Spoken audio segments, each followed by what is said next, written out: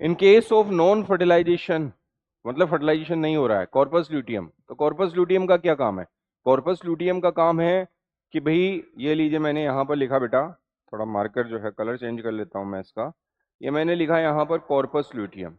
Corpus luteum जो है, अगर इसकी हम बात कर रहे हैं, कॉर्पस ल्यूटियम प्रोजेस्टेरोन की फैक्ट्री है।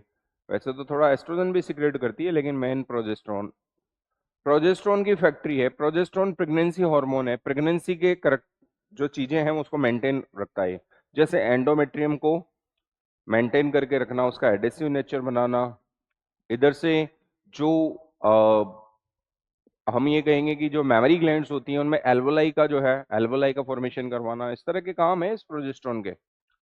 अब बेटा कॉर्पस ल्यूटियम, अगर हम ये कहें प्रेगनेंसी, तो ये प्रेगनेंसी हार्मोन है। अब प्रेगनेंसी हार्मोन है तो प्रेगनेंसी में रहना चाहिए, प्रेगनेंसी आ गई तब तो ये 9 महीने रहेगा, क्योंकि ये जो है मदर और बेबी के बीच में एक रिलेशन होता है प्लेसेंटा, उसको भी मजबूत रखता है। तो हम ये कहेंगे कि प्रेगनेंसी आ जाएगी तब तो ये फैक्ट्री लगी होनी चाहिए, 9 महीने तक फैक्ट्री लगी रहेगी, प्रोजेस्टेरोन का सिक्रेशन करती रहेगी।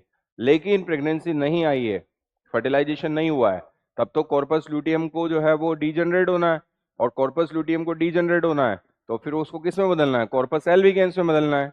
तो आप देख लो, तो in case of non fertilization corpus luteum change हो जाएगी किसमें? कॉर्पस एल्बिगेंस में चेंज हो जाएगी। कॉर्पस एल्बिगेंस के अंदर जो है चेंज टू कॉर्पस एल्बिगेंस।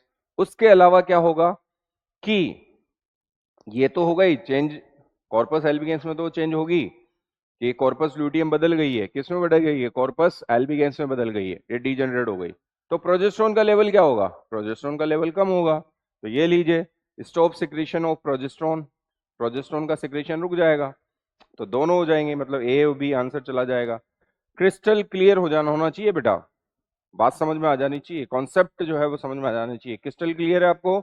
आगे बढ़ते हैं। तो आंसर चला गया कि कॉर्पस ल्यूटियम कॉर्पस एल्बिगेंस में बदल जाएगी और साथ में प्रोजेस्टेरोन का सिक्रीशन बंद हो जाएगा, मतलब बोथ ए एंड बी।